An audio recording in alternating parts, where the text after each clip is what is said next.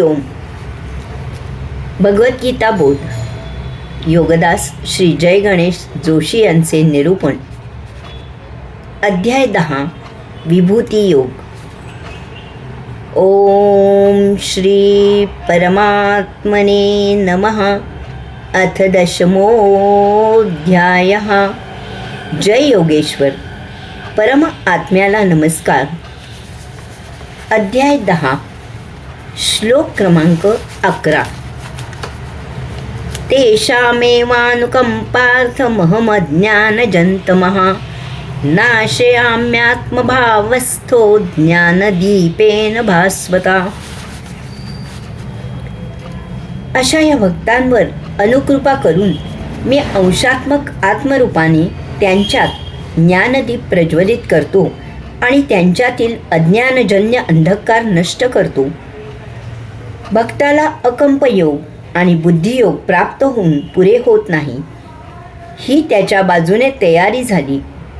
अशा प्रकारे योग प्राप्त झालेल्या योग्याला परमात्म्याची कृपा असावी लागते, साथ असावी लागते.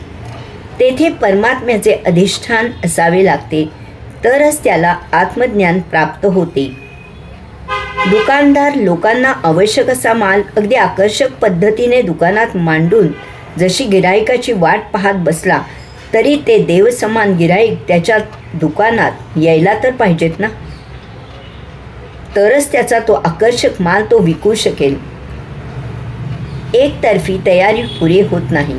त्यासाठी दुसऱ्याही बाजूने तशीच आणि तेवढीच तयारी असावी लागते. तुम्ही जे देत आहात त्याचा स्वीकार करायला कोणीतरी समोर असावे लागते. प्रत्येक कृतीला तशीच आणि तितकीच प्रतिक्रिया मिळावी लागते. प्रतिसाद मिळाला तरच कार्य सिद्धीस जाते. नाहीतर आपणच बोलायचे आणि आपणच ऐकायचे. रियाज तरी किती करायचा? तो रियाज शेवटी कोणाला तरी ऐकवण्यासाठीच उपयोगात यायला पाहिजे, तरच त्या कष्टाचे चीज झाले असे समजायचे. भगवंत श्री येथे नेमके तेच सांगत आहेत. ते म्हणत आहेत की अशा या भक्तावर, म्हणजे ज्याने भगवंतश्रींमध्येच स्वतःला स्वतःच्या स्वत्वासह समर्पित केले आहे, अशा भक्तावर त्यांची कृपा होते. अशा भक्तावर भगवंत श्री अनुकंपा, अनुकृपा, अनुग्रह करतात. ते त्याच्या समर्पणाला प्रतिसाद देतात. हा प्रतिसाद म्हणजे ते त्याच्यात आत्मभान जागृत करायला सहभागी होतात. त्याला सर्वतोपरी मदत करतात.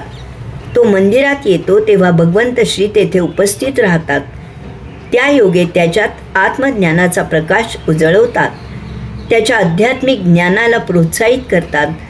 जो स्वार्थी हेतूने भगवंत श्रींची उपासना करतो, पूजा करतो, तेथे भगवंत श्री अजिबात थांबत नाही.